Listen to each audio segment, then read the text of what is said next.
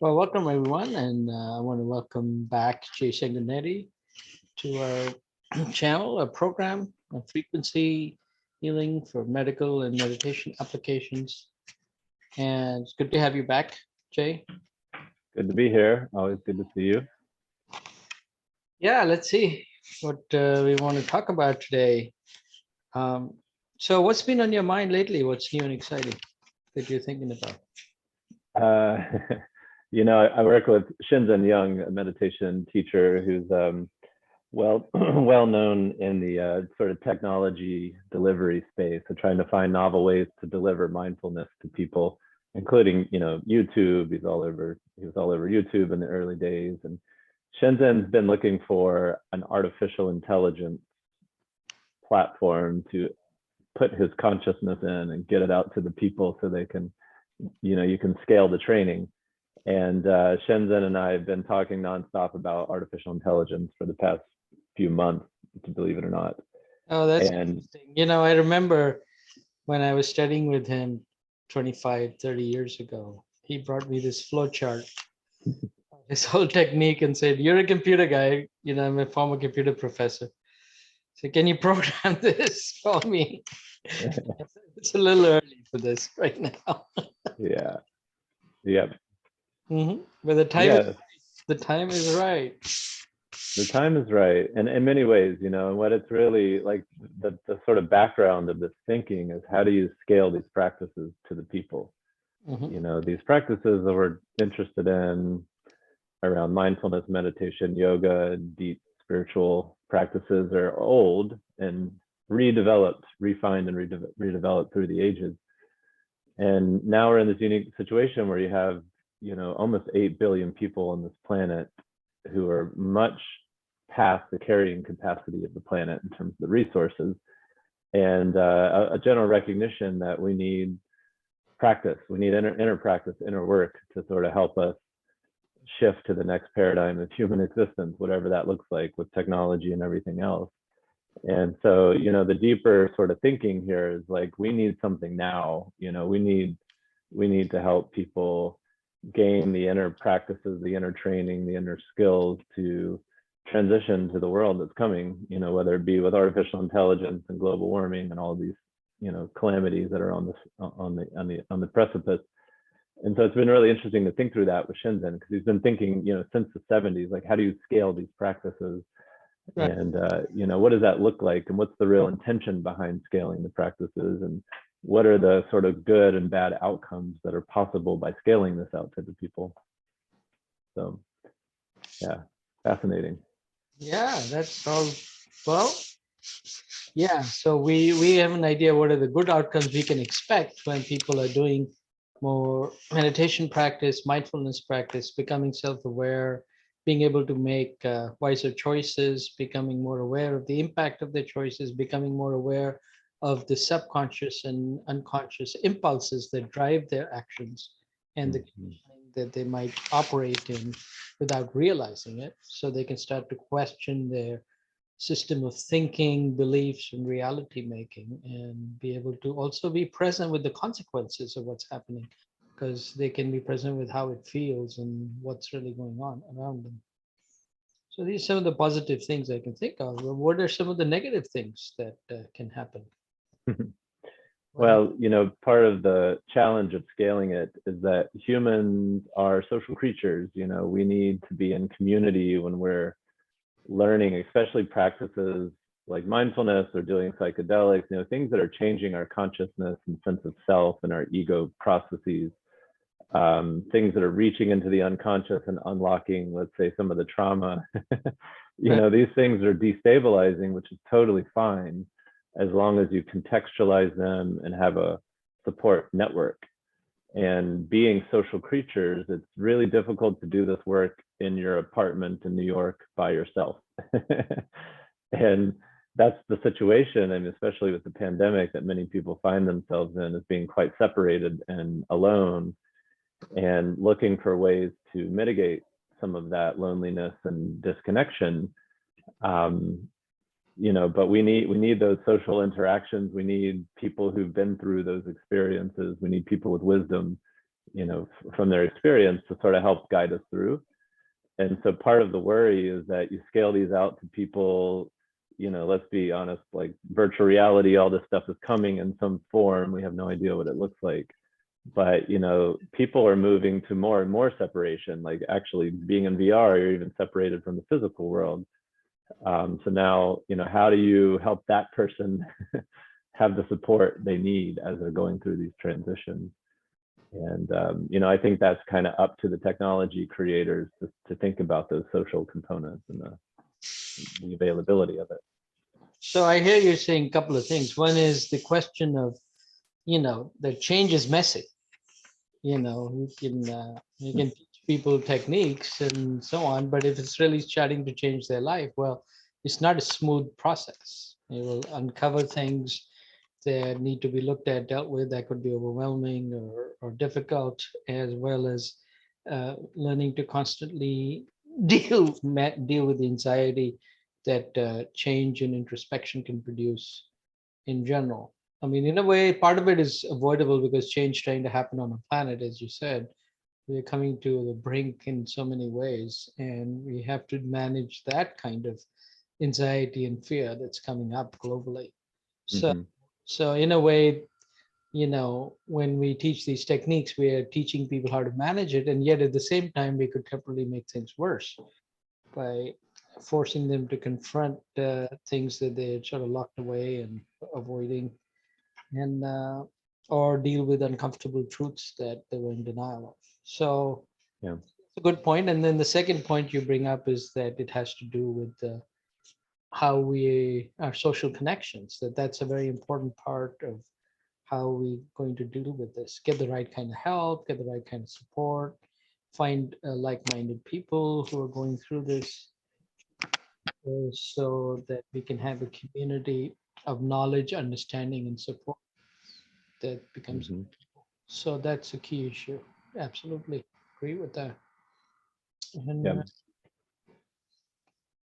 yeah, also when we have individual change, then people look for other like-minded people to connect with, and so Mm-hmm. we have to create that opening for them to make that connection. Mm-hmm. Otherwise, it's very isolating. I've changed, and everybody around me, I don't find people who are in a similar boat. Yeah. Mm-hmm. Yep. Yeah. So, I think that's one of the challenges, which, as you said, as long as you have the support to navigate through some of that difficult terrain, it's totally fine and actually expected.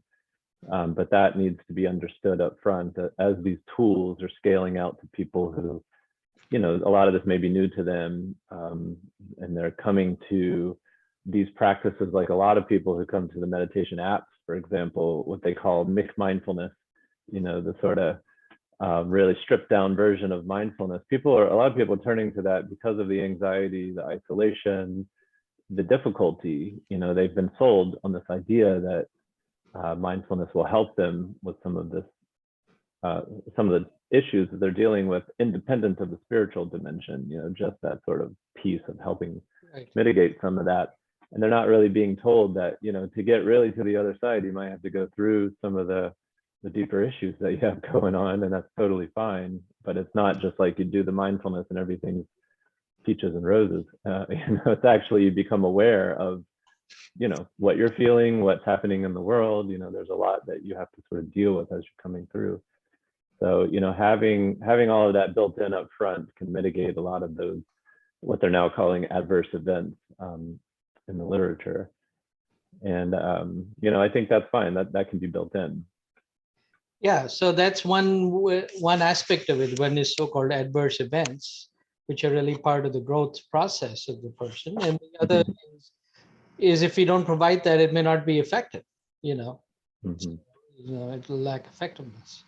That's one thing I see, for example, when I'm doing more like vibrational healing kind of work with people, where we might be using frequency methods of different kinds to work with people's medical issues, and there's some improvement typically. But then I also see that sometimes there's just not sufficient improvement. Why? Because it's not adequate by itself. We have to address the whole system. We're not necessarily, if we just do that, we're not necessarily addressing the belief system or some other, normally I do it in the context of a functional medicine practice where things like toxicity is being looked at and other infections are being looked at. But often one thing that's not being looked at enough is what is the belief system? What is the trauma history? Hmm. What are some of the causative events that contributed to this whole picture of symptoms Hmm. that's emerging? Hmm. And I find that that's critical to really get resolution and effectiveness, or to Hmm. minimize the so-called side effects of any treatment, whether it's a vibrational treatment or medical treatment. Mhm. And, yeah, so I think that's very valid. Say a little bit about the AI piece too. So what have you been, yeah, what have you been looking at? The open AI platform, correct? Hmm. Yeah, so Shenzhen has been working with some of the creators of OpenAI Mhm. to take advantage of the most recent version, which is called GPT-3. It's just the most advanced version of the program. And these AI systems are getting to the point of spookiness. They're getting to the point where they're starting to pass the Turing test. Like, is that a robot or is that a human you're talking to? And it's hard to distinguish anymore. And I got to tell you, about 3 or 4 months ago, I was arguing with Shenzhen and saying, I'm a cognitive neuroscientist. I know about cognition and the brain. It's very hard to create a sense of self and personhood and creativity and humor. The things that our minds generate is very difficult.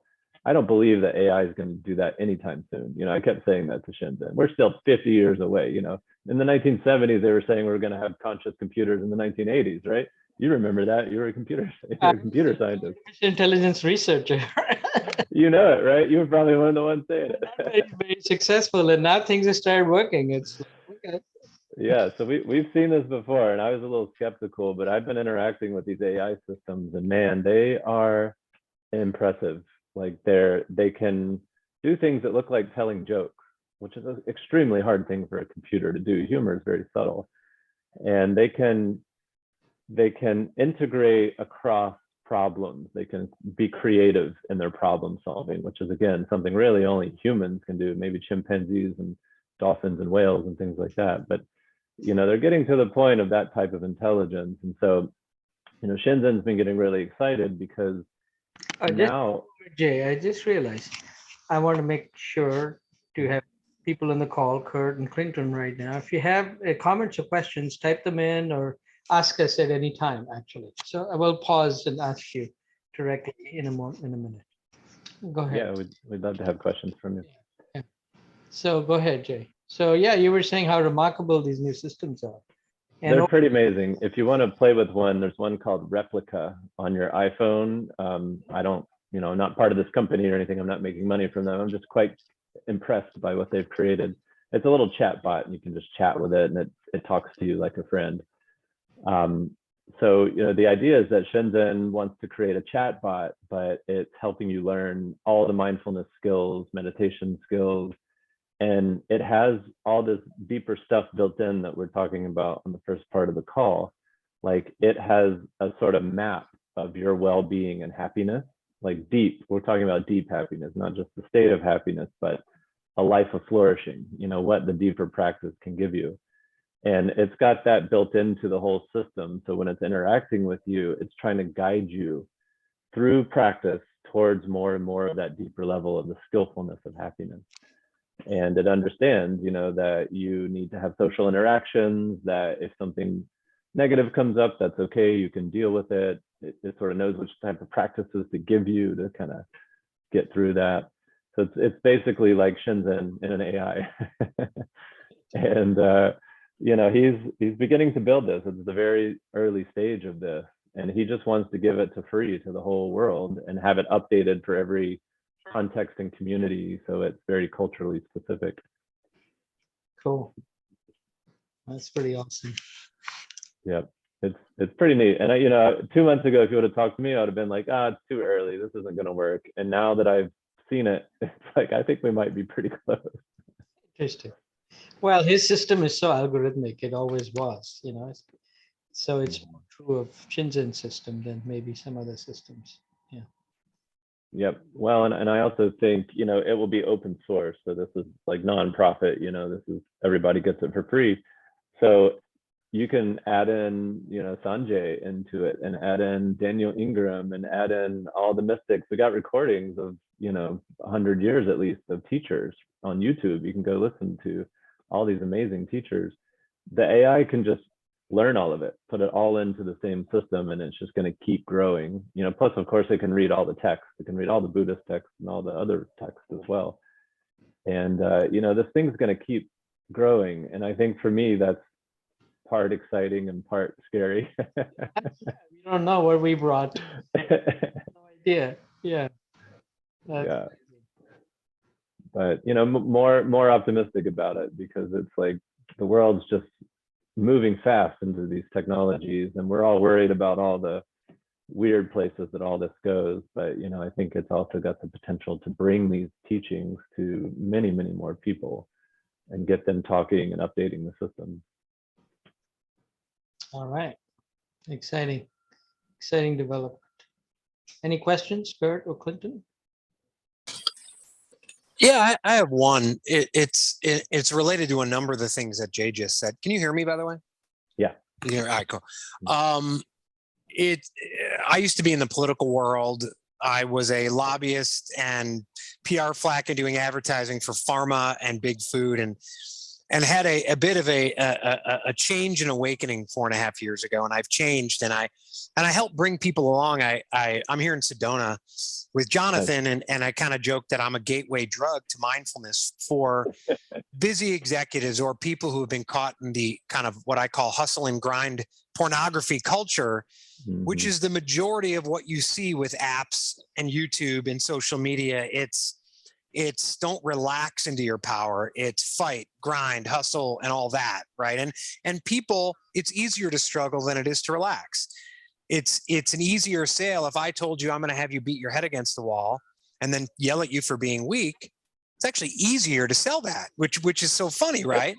So in terms of scaling out, certainly having been on the other side, and I see this. Everyone talks about the raise in consciousness. I don't want to say I'm more skeptical, but I think especially over the last 2 years, and I used to be on the side, so I know the tricks. I also see maybe it's a raise for half, but I see going in the other direction of more separation and mechanistic, materialistic. I trust blindly what somebody tells me. Even talk about vibrational frequencies in the quantum. No, it's my doctor who's 80 years old, and I'm going to do what he says, right? So I see kind of that in terms of the scaling. But another piece that goes directly to the technology piece is, it's interesting we do a mindful month. I call it the decelerator instead of an accelerator, right? We bring people in. It's the first thing they've ever done. And we start them off with 5 minutes. Get up in the morning and just sit in silence for 5 minutes. Pee, but before you do anything else, go in. And don't grab your phone. Don't grab anything else. And it starts for the first 5 days where they time themselves, right? And they time themselves. And then I say, put the clock away and go by feel. And there's panic. I need my clock. And invariably what happens is they triple the time that they sit there without even knowing it. Yep. So I guess seeing that and trying to bring people along in that respect, I guess the question is trying to wean them off devices and screens and lights and flashy things, while also getting them to utilize those. Certainly, it's almost like you have something good for somebody in the liquor cabinet, and that person's an alcoholic. Say, well, no, just reach past the bourbon, just reach past and grab the good stuff. You see where I'm at? Like that question of I used to use some apps, and I couldn't because it was lights, and so where do you find that kind of, I don't know, fine line or balance there? Yeah, great questions. The first part about rest, I totally hear you. I was just talking to a friend who runs a float tank center, and trying to figure out, ways to get mindfulness in the tank. I'm like, look, part of mindfulness is about rest. and rest is deeply powerful for most of us because we don't know how to rest even if we sit in a float tank for an hour and a half. And like, you know, what's the experience of the float tank? It's usually, it takes about 90 minutes, some of the studies are showing, before people truly start relaxing, like letting go of the muscle tensions and stuff. You know, it's incredible. People will hold on for 90 minutes before they just let go in the tank. So I totally hear you. And I think that, you know, that's part of actually, you know, Shinzen, part of his training is about focus on rest and developing that rest and that kind of stuff. But the question about the tech is really important, especially if you start thinking about, you know, VR or AR, augmented reality, is the next step for the internet. And when you hear, you know, someone like Mark Zuckerberg talk about Internet 2.0, 3.0, whatever they call it, it's like a digital overlay on top of the world is what they want. So if you have AR goggles or glasses, just regular glasses that will project the internet into your physical world. And when I hear that, you know, part of what I'm hearing is that they're trying to just separate you more. They're actually trying to give you a digital overlay of your actual world, so then you're even more separated. And that's a huge problem. And I don't think that that's going to help us, you know, connect with nature and the things that, you know, probably need to happen if we want to save this planet. So, you know, I do think that that's a big issue. And part of, you know, what we focus on in my lab, for example, is talking about training skills. So the apps are trying to train you skills of mindfulness and attention that when you put the device down, you still have that with you. And if you're relying on the device for the skill, it's not working, right? It should be, you know, passive in the sense that it teaches you something and then you take that into your world and it's helping you connect more, be more mindful, and gain the, you know, cognitive and emotional skills to deal with this crazy world that we're in. So, you know, I do think that you need to optimize that when you create these techs. And I think that's difficult because if you're a company creating a tech, you want engagement. That's how you make your money off the app. So, you know, it's one of these things. There's a lot of debate in the mindfulness literature about mixed mindfulness, like McDonald's mindfulness, and about whether that's ever going to work. And some people are saying it's just not, because if you're relying on your app, you're going to get sucked into the liquor cabinet, and you're going to get distracted by what Trump said, you know, or whatever. Now, what's interesting about Shinzen's idea is that basically it's Siri or Cortana. So it's the voice on the phone that is the deep spiritual teacher. And so Cortana or Siri or Shinzen or whoever, whatever the voice is, shows up and it's watching you and it's saying, hey, you know, your goal was to disengage from the phone and take that 5 minutes of mindfulness. Let me help you do that. And you might say, shut the heck up, Siri. And it needs to be smart enough to detect, okay, how do I help steer you towards your goal, right? So, you know, that's kind of what Shinzen's talking about, is the AI kind of has this uber goal, which is maybe a little scary sounding to some people, but, you know, the goal is trying to help you find the things that you need to do to move towards happiness and wellness. And if it's not, then you're going to get sucked into all the other crap that's addicting you. Yeah. I mean, I think I agree. It's a valid question, but really there is almost like there's no other way out, since the engagement with technology is only going to increase. Yeah. We can use the same technology to help you to step out of the virtual world. You know, that's useful. For example, you know, I'm very fond of the path of inquiry, which in Hinduism is known as the knowledge path. Mm-hmm. Knowledge path is the path where you use the mind to actually step outside the mind, and so you can do like the bhakti path, which is the emotional path of worship and focus on deities and love and compassion. And you know, every path has all the aspects in it, but let's say that's a focus. And or you can have, you know, the path of service and action. And in the knowledge path, you know, you're using the mind, which is dangerous. The danger of a path that uses the mind is you can get lost in the mind, and that people do get that. They do inquiry, asking who am I, or studying the text and then getting lost in the text or getting lost in the question mentally. Well, if you do it correctly, it takes you outside the mind and eventually sharpens the mind to be more wiser. So it's the same idea here. We have to use the technology that we're already using to step outside, and some people will get lost in the process. But I think that it's useful to do overall, Yeah. and being aware of that whole dynamic is of course important. So that's an important point. Yeah, we try to, in my own work, we try to build in biological principles into the tech that we're building. So principles like homeostasis and resiliency. There's this concept of anti-fragility. So a system that takes stress, if that system can grow from the stress, that's called anti-fragility. There's these different types of concepts, but also I've been trying to think of like, for lack of a better word, I don't mean spiritual, but spiritual concepts. Spiritual is not quite the right word, because if you're talking about science, it's hard to integrate those concepts into your science. But a concept like non-duality, where there's a recognition that what the body and the self systems are doing are dividing you from the world so you can engage with it, right? So you can navigate. You have to have a definition of the end of your body so you can move around.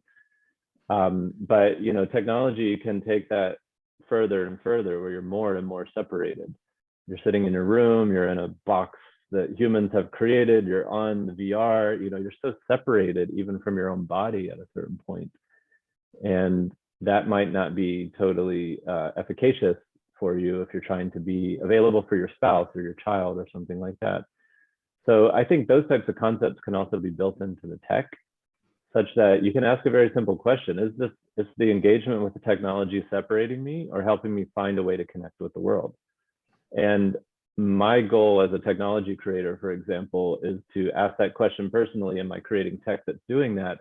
But ultimately, the hope would be that the user is implicitly making that choice when they pick up the device. Like if I pick up my phone and get on Facebook, I know it's separating me.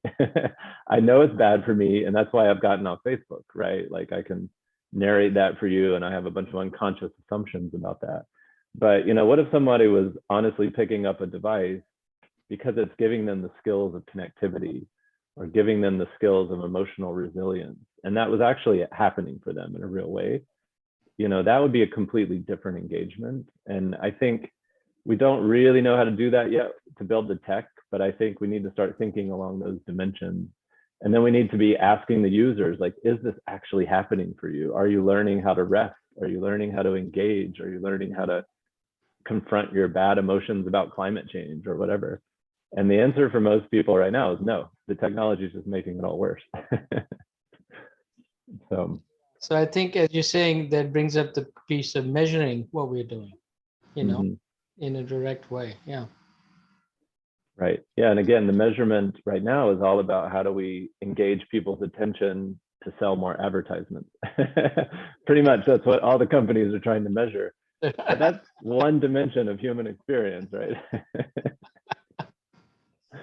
So we just got to start measuring all the other stuff. And that's kind of what Shinzen's been thinking through. Is he's got this, what he calls the periodic table of happiness elements.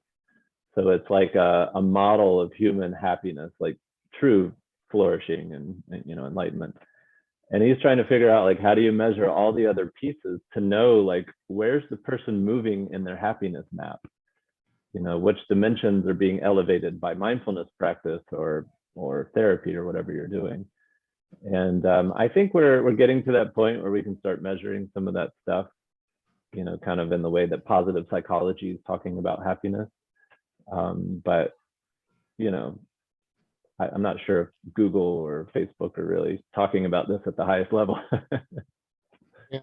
Or the government, any of them. I don't think any of the decision makers are really thinking about this. No, we don't have a Department of Happiness yet. Yeah, well, Bhutan tried it, and it's not working out, I guess.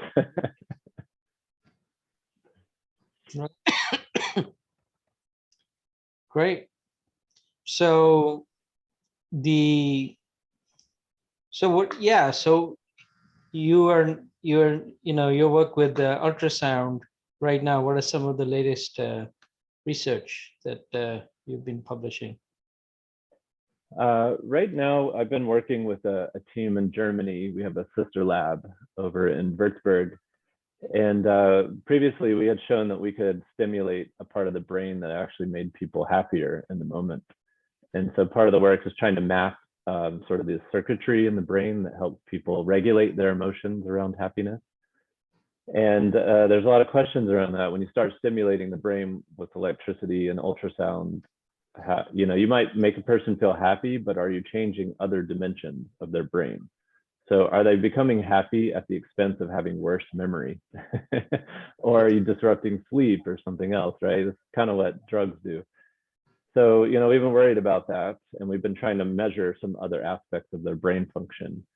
And most of the research right now is trying to figure out, are we making them happy at the expense of modulating their behavior?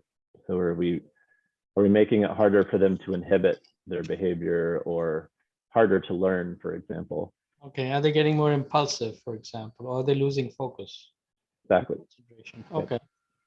Yep. So the German team developed this really cool virtual reality paradigm, actually, where you have to do a task where you're trying to fight some monsters and stuff. And the question is, when you do the brain stimulation, do you disrupt their ability to make decisions about what to do in the game? Do they become what they call approach avoidant? So do you become a little more depressed where you don't want to do anything? Or do you actually become more motivated to approach the monster and take a risk?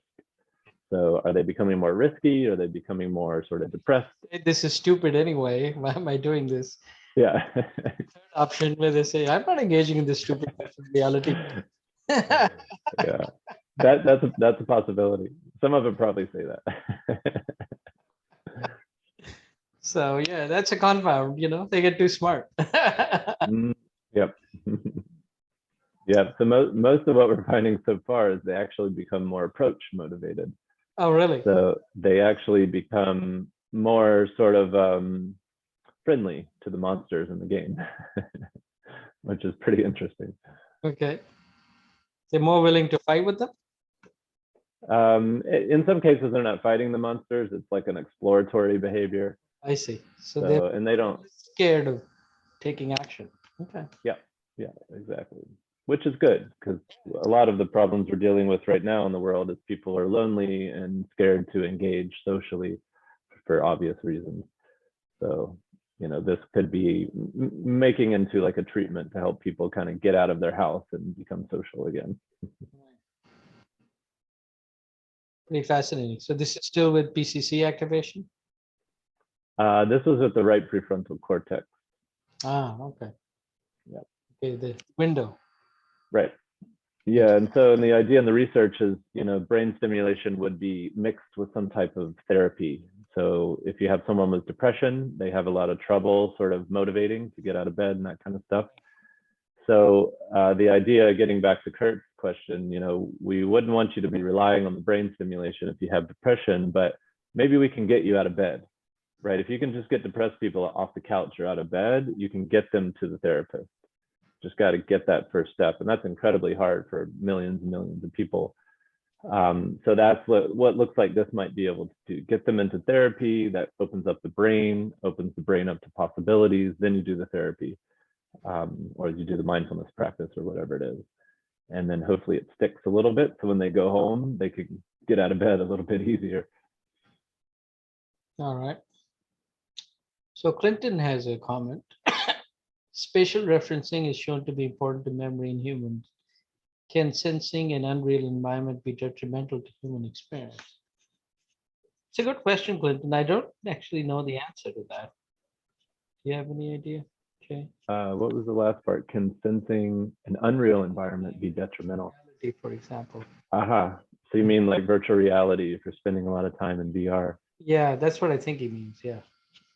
It's a very interesting question. So my fiance studied the hippocampus, which is the part of the brain that deals with spatial navigation. A very fascinating part of the brain, fundamental for human memory.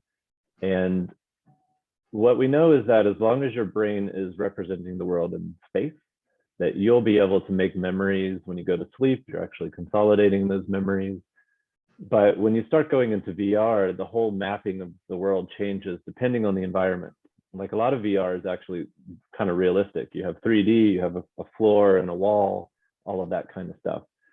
And so what they're finding is that as long as the normal mapping is there, you're pretty much okay cognitively in terms of memory and that kind of stuff. However, you do get this sort of distortion that when you come back into the regular world, it takes your brain a minute to like reacquaint with things. Sure. And some people get quite disoriented when you kind of make that transition back. And so one question is, for me, like if you've got young people whose brains are developing and they're spending time in VR worlds that are quite different, they're playing games where they're in warped realities and maybe quantum games where all kinds of crazy stuff is happening. What's that going to do to their ability to be in the regular world? We actually just don't know. There's one school of thought that says it'll be totally fine. The brain's adaptive and it will learn. There's another school that says the brain's going to become highly adapted for VR, depending on those environments. And we're going to have quite a bit more trouble being in the physical world. We just don't know. Time will tell. I think it's probably somewhere in the middle. Yeah, also what it does is create the possibility, besides the extreme cases what will happen, it creates the possibility of fluid movement between different realities. So it creates a certain fluidity of experience. It's sort of the kind of fluidity you would get when you do psychedelics and you're actually literally inhabiting other virtual worlds. When you're doing psychedelics, a strong dose of psychedelics, you're literally seeing other creatures and energies, and your time and space is altered, and so it creates that possibility of, like, if you can be more experienced in a certain fluidity in the way you experience reality. That's the positive side of VR in general, because what it does, the positive side of VR is that it will serve as a focal point for teachers like me and people like us who want to talk about these things, to explain how a whole reality is virtual, and to gain experience in flipping context, and to be able to use that internally to not be stuck in certain worldviews and ideas of who we are and where we are from and what's going on in our lives, both personally and otherwise. So that's the positive way of using it. I think that we'll have to see what happens, but that's what I'm looking for. Yeah. There's some clinicians using it to treat depression, and some other things like body dysmorphic issues, issues where you have body viewpoint problems.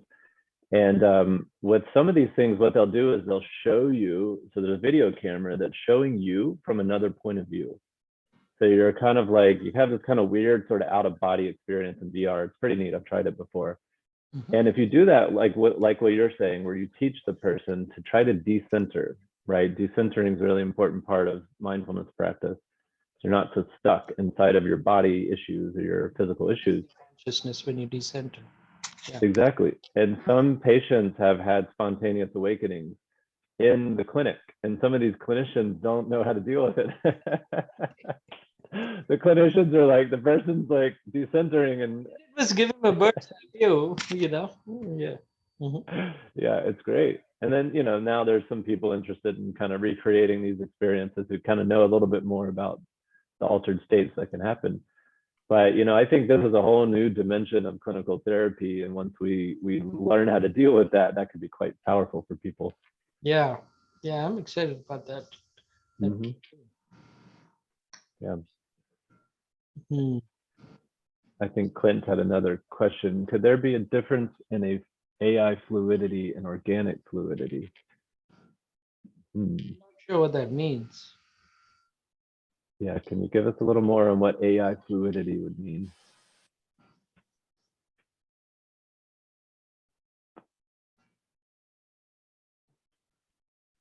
Yeah. One thing I do think about AI is, AI is going to be in the VR for sure. That's coming. And what's really interesting about this stuff, and then why, Curt, like why I was saying we're thinking so much about the core virtues. If you want to think about it like virtue ethics, like Socratic, philosophy or something, like what's the core thing that we're trying to grow with all of this? like rest is a really good concept. Like that needs to be fundamental in the stuff that we're teaching. And the AI is really good at optimizing those core things. So like Facebook is really good if the AI is trying to get you engaged. You know, they can create a whole AI package that figures out how to tune everything to optimize engagement. And that's what's really exciting and scary to me at the same time about this AI stuff is, you know, you can teach it something about fluidity, allowing the person to have a fluid interaction with the environment. And it's going to figure out how to structure your AI world, your virtual reality world, what it's teaching you. It's going to structure all this stuff to optimize towards that. And I think that's quite exciting if we get the initial conditions right. And it's quite scary if we just continue to let Facebook create virtual reality. I had a question, and maybe this is on top of what Clinton asked, but I don't know why, and maybe this is a synchronicity that's happening here.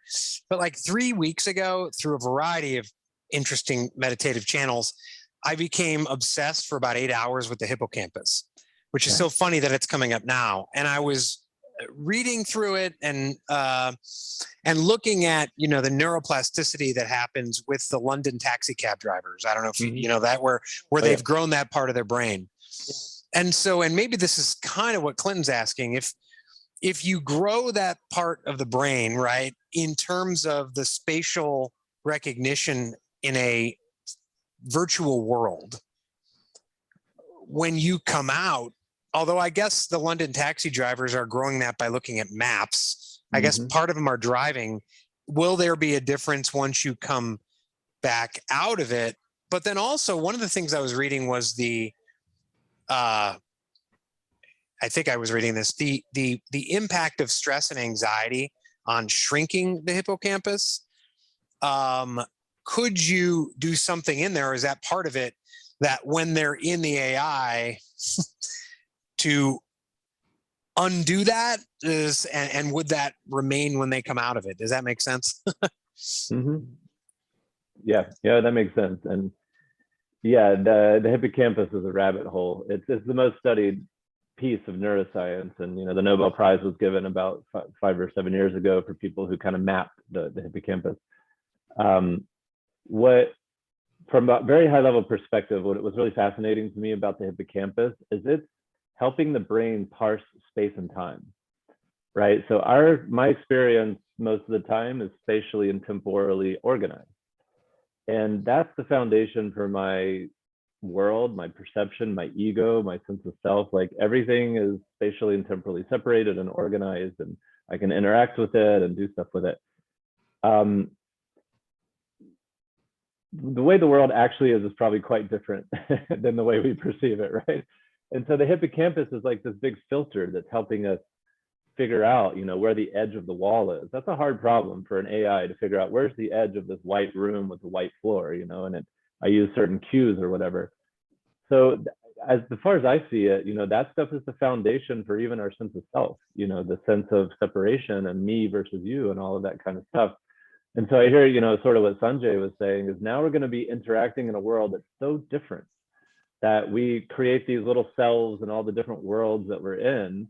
And now we come back in this world, and it's not that we won't be able to navigate, but now the way that we understand ourselves in the physical world might be quite different because we spent so much time generating these other little selves, my little gnome self and my little dragon self. And, you know, I don't know if you've been in VR, but you can do all kinds of crazy avatars and, you know, the way that you interact, and you get to sort of experiment being a different person and all that kind of stuff. So I see it sort of as like what Facebook and Instagram are doing to younger people, basically, how they're reflecting themselves back and they're sort of developing their sense of self through this reflection.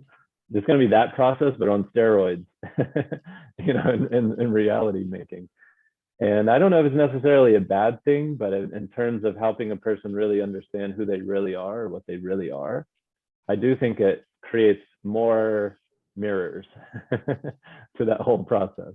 Yeah, you know, I think that it will go in many different ways. People can latch onto a virtual self. This is more me. The tendency to want to identify is strong in the human being until the teachings of true identity are really met with. And it becomes more and more critical to spread those teachings, even at intellectual level, to explain that, trying to fixate on identity is not the way to happiness, and you can't really do that. But it's so I think that judge itself is a huge social service, but virtual reality can be used towards that end, as well as probably for the end of trying to fix some alternate world identity because you're dissatisfied with your current world identity. But in general, answering Kurt's question is that, yeah, I think AI generated fluidity and organic fluidity may not be that different because the experience is virtual anyway. You know, Mhm. just, it'll just be a little more artificial in what we call virtual reality. But I that's just an opinion at this point. It's not informed by evidence, but that's my guess. Yeah. Mhm. Yep. Yeah, I think so. And I think the fluidity maps right to the hippocampus. So my fiance and I talk a lot about this because she studied like the neurocircuitry of the hippocampus and related to sleep. When you're sleeping, you're reprocessing your memories so you can turn medium-term memories into long-term memories. That's the process for sleep.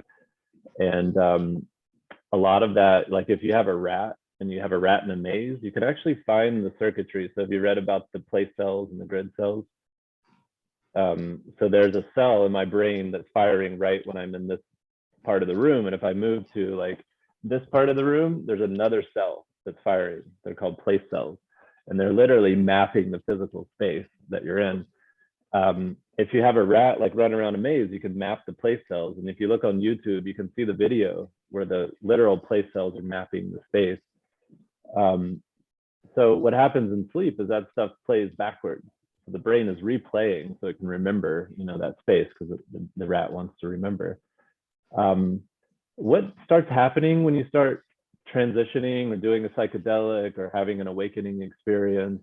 Deep meditation states will interfere with this process. It totally interferes with the space-time map, right? And that becomes very freeing because like I was thinking, I think the sense of self is tethered to that separation map. And so, anything that's going to disrupt fundamentally the hippocampal function, I think would be a sort of shortcut to awakening. That's kind of what, at least Natalie Bryant, my significant other, this is her idea, so we'll give her credit for it. But, there's probably a way to set up the VR in a way where you can really mess with a person's spatial orientation so that you can give them an altered state. And if it was within the context of training, you might be able to help a person really quickly train. So Yeah, that's kind of thing I was talking about. Exactly. That's a good example of that. Also, Mhm. we know that when people have major awakenings or they get into these deep non-dual states or something, then they can have memory issues. And that's why, Right. that's part of the reason because they're not living in this fixated geometric 3D reality is less fixated in the mind, it's focused on. And they're spending more time in non-time and non-space kind of spaces. So then Mhm. it interferes with memory functioning. And it's like I had to get a bunch of my memory function back by Yep. doing certain practices and doing integration work so I could be more fluid and be in the 3D world as well as in deeper states. And there's always some trade-off in that respect. Mhm. Mhm. Yeah. Yep. Okay, cool. Interesting stuff. Yeah. Yeah. It's funny because the hippocampus is really important for episodic memory. So, what did I had breakfast at a really great place down the road. I'm in California. So I can tell you like the episode I had, this really great bagel and they had like rainbow bagels, which is really cool, they're pretty. I can tell you the whole episode, the whole thing. Whenever you start really modulating the hippocampus, so if you get Alzheimer's disease, for example, one of the first things that goes is episodic memory because it's really hard to remember each of those little stories from the day. And one of the dirty secrets of the mindfulness research is that starts happening for mindfulness practitioners because the more mindful you are, the less you are tethering your experience in space and time. You're just like experiencing things as like they're happening, in succession. And if you talk to people who have, supposed transitions and awakenings, a lot of them will say almost like the world's like flat. And I don't actually think they mean flat. I mean, each experience is arising and passing as like you know, there's not a lot of depth to it because they're all sort of happening in succession and you're kind of just watching the rise and fall of experience. That's not how the brain learns. The brain needs 3 dimensions. It needs you to be in the middle of those experiences. It needs to have a body, orientation. So, it's kind of funny that that kind of happens, because that would be considered a negative of the mindfulness practice. But I think most practitioners think it's a positive. Yeah, I mean, I think that's a good question, even to, pour into a little bit for discussion. Is that how negative is that? Is that negative? Is that positive? I mean, I know I have that experience for years now. It's like, the memory is just not the same, and it gets less so, because even looking at a 3D room, you can take the 3D perspective, but that's not as strong as it used to be. It just has this kind of insubstantiality to it. It is still works, my body still works and it's all fine, but there is a sense of the solidity and the separation, that intensity that causes certain memories to form is just not there. The emotional intensity or the physical intensity of sensation. And it is kind of a trade-off, I think, that um, there's just a greater enduring sense of freedom. So that's kind of the trade-off: freedom and peace and expansion, and yeah, I think you just can't have both at some level. In a way, I think of it as intensity and less intensity. That as you are more contracted as a self, you have more intense experiences that actually gives you that kind of intensity that comes from being contracted. And like when you're in a huge drama, there's this belief in the story of the drama, and the engagement of your sympathetic system, and the tension in your body. So you're going to lose that as you become freer and more in witnessing, and so you get less intensity and less of that kind of memory formation, and you get a trade-off. Yeah. So maybe you're less good at certain tasks, so you use more memory aids. Right. What I also find is that, things just, I rely more on life to be my memory. It's a different way of functioning. Yeah. I do set reminders and things like that, and then people call me, or I forget about an email and I'll get a reminder email. I'm just more relaxed about it. If I didn't get it the first time, so in a way, I'm counting on things to trigger me and people to remind me and programs to trigger me. Like even this our call, I remembered, and then I made sure that I had you lined up and so on. And then I forgot about it. And today I was doing something, and then I completely forgot about it till the 10-minute warning from Google reminded me. Oh, guess what? Yeah. Yeah, So totally. Well, there's a good use of the AI. yeah. Right.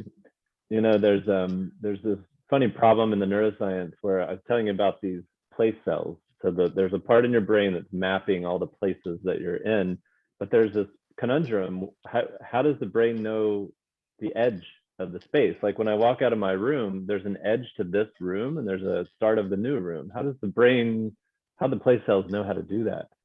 And so they started mapping all the place cells as the animal walked through different rooms, and they started seeing edge units, that they called them. And then they found what they call grid cells. So there's another level of the brain right outside the hippocampus called the entorhinal cortex that's gridding, making a grid. But then there's edges to the grid. And it was like, well, how does the brain know how to connect one edge to the other edge, right? Like if I walk out of this room into the hallway into another room, the rooms are connected in the building and there's an edge. So there's a big problem, lots of debate for 50 years. You guys, taxpayers, probably paid $10 billion to study this problem. And what they started finding is that somehow at the edge of the matrix, the other matrix maps around, and they think it's like a torus, you know, this kind of thing that kind of moves in this beautiful way. And I sort of feel like you can like put all your attention into the space, you know, like the brain has to work really hard to map all this stuff and put it together. Or you can put your attention into the edge, you know, where the brain is not having to work as hard to map everything, and you're just kind of fluidly moving through the spaces. And it's like you said, I think it's where you're spending your conscious attention, you know, or your awareness, really. Yeah. And you can be there too. And you know, I think the brain has to learn, if that's where you're going to hang out, it's got to learn how to navigate in the world like that, because it spends a lot of time trying to put all this together for you so you can navigate in it. Interesting. Yeah. Very interesting. Okay. Cool. Well, just wasted another perfectly good hour having a great conversation. I really enjoyed that. Yeah. So yeah, any final words? Any comments, questions? Anyone? Well, I was gonna say, let's do it again. Love to. This was fun. I wasn't planning on speaking about the hippocampus, so this was great. All right. Nice to see your face, Clinton. Oh yeah, I just wanted y'all to know I wasn't AI or anything like that. I'm a real person. You never know these days. Exactly. I know. I thought better of it. I am kind of shy, but Turing test. okay. All right. Sounds good. Nice to meet you both.